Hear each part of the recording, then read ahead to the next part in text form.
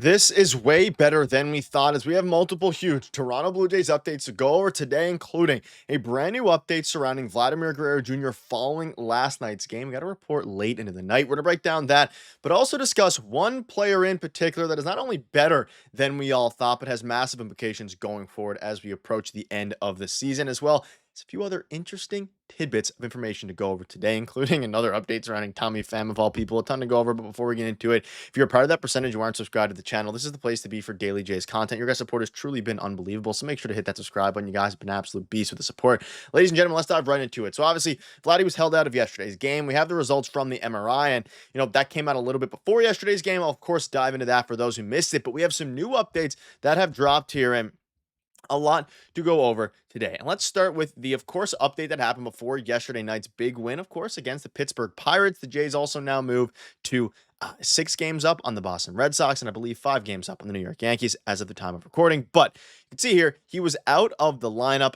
with his left hamstring issue, and that was the initial report. And then, of course, it came out after that his MRI results were just inflammation. It was kind of precautionary for him, and he's feeling a little bit better today. So it's just trying to be as careful as we can with him, and I'm glad we got him out when we did. Guerrero is day-to-day per John Schneider. So that was, of course, the good news is that the inflammation, it was just inflammation, and that the MRI came back, I guess, not technically negative, just, inflammation and no strain, right? And that's obviously the biggest thing here. If he would have had a strained hamstring, that would have been something that lingers not only for the next few weeks, but the rest of the year, and even going into, his career. Like, hamstrings can be extremely, extremely rough. However, the good news is it's just inflammation, and there was rumblings at him potentially being available off the bench in yesterday's game. Ultimately, that didn't happen, but following the game, we got a new update, and you can see here from Keegan Matheson late last night. John Schneider says that Vladimir Guerrero Jr.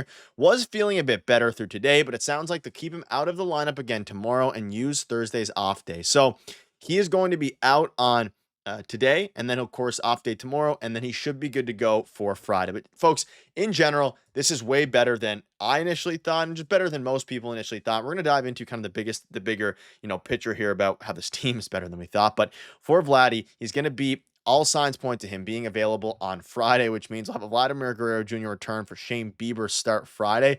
But the big news here overall, you're obviously lucky in the fact that no strained hamstring, you're good to go, and he's probably not going to be available today. Just give him the full day off. You're going up against, some pretty bad pitching and a pretty bad team in the Pirates, and every game matters right now. 35 or 40 games left, whatever. I think 35 games left of the season. Like, you have to go and you have to win, but most importantly, you have to be healthy for the postseason, and that's what matters the absolute most. And of course, John Schneider coming out and saying that Vladdy is feeling better was good. And that's the biggest thing here. He was feeling better throughout the day yesterday. And of course, we'll continue to get updates, I would assume, today into tomorrow before the big, hopefully, return on Friday for Vladimir Guerrero Jr. But that's the latest updates in case you missed that. And also, Keegan came out of Sports at 590 The Fan with Blake Murphy and Julia cruising. Doesn't look like anything I would be too worried about right now. All signs are kind of good. So everything's good on that front. We can take a breath. However, I want to touch on somebody that has completely surprised me. And that is no one else, or no other rather, but Max Scherzer. Now, yesterday, he was dominant. 6 innings, 4 hits, 1 run, 1 earned run, rather, in 104 pitches.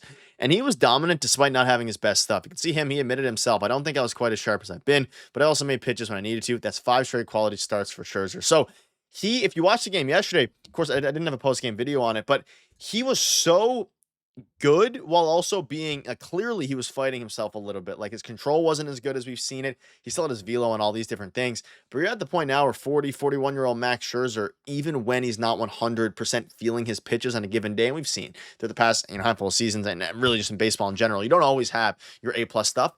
You're at a point now where you can still produce 104 pitches, 69 of them are strikes, 3 walks, and still get through, albeit a very bad Pittsburgh Pirates team who actually had a great game, the day before yesterday. You're at a point now where things are looking very good. And let me know down below, leave it in the comment section, who would you be your day 1 starter? Would it be, or game 1 starter rather? Would it be Max Scherzer? Would it be Shane Bieber, even though I haven't seen him yet, or Kevin Gausman? Like, for me, it's Gausman, Scherzer, and then of course Bieber, and then maybe Berríos or Bassett, depending on who they pick as their 4th pitcher. But like, Scherzer is so dominant every single game now after he's finally figured out his thumb, and he can pitch late into games. 104 pitches yesterday.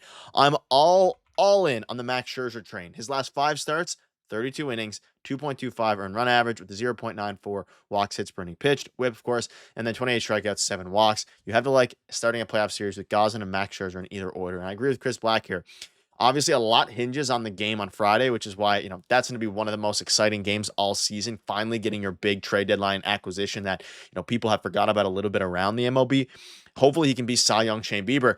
But regardless of what he is, like, the Jays are in a great spot regarding their bullpen and regarding their starting pitching depth, and especially for the top end. And we think back to the couple of wild card series they lost. I mean, the Mariners, the Twins, they didn't really, aside from Gosman, have that ace. And, we think about the John Schneider pulling Berríos early. Berríos was dominant in that start, but for the first time, I think in a very long time, I feel as if they have the ability to have three really good pitchers who can dominate a game. Kevin Gosman, we know he has the capability of doing it. Max Scherzer, like, I have full faith in him starting a playoff game. And then, of course, Shane Bieber, depending on how things go there. And you can see here, this was from Pete Walker. It's a quiet competition in the rotation. Shane Bieber brings a lot to the table, and everyone's excited to see him pitch Friday. And he was on the Blair and Barker show basically talking about, Berríos is fighting it right now. We'll see what happens with him. How Shane Bieber is really excited to be here and be back with, playing with the team, in this case, the Toronto Blue Jays.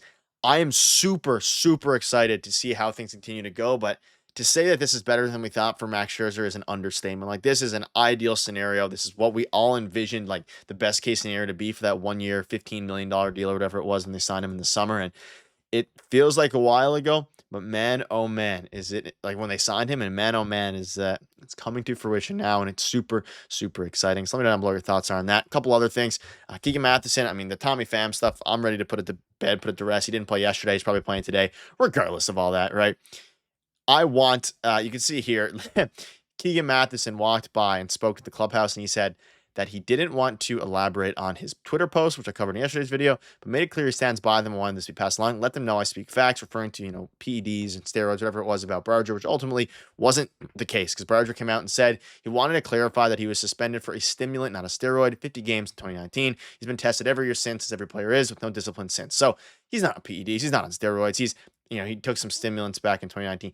This is stupid to even be bringing it up right now. So Tommy Pham, he is a loser. Clearly, like, I mean, by loser, I mean, he's still a professional baseball player, but his actions have, he's been really, really questionable is the best way to say. I won't go ahead and, I mean, I kind of did, but I won't go ahead. He's a professional baseball player at the end of the day and has a ton of success.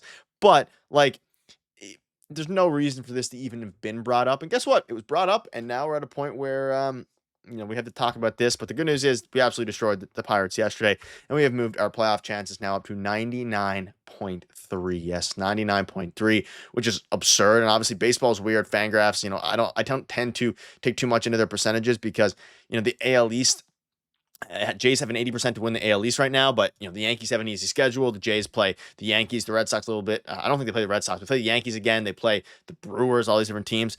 They might play the Red Sox. Let me know down below if you know off the top of your head regarding the schedule. But 99.3% chance to make the playoffs. This is a dream right now. It's a dream season. And at the end of the day, folks, you guys have been fantastic with the support this year. So make sure to continue supporting. Let me know down below what your thoughts are. Some streams coming soon and things like that. Been extremely busy. But if you made it this far, comment down below.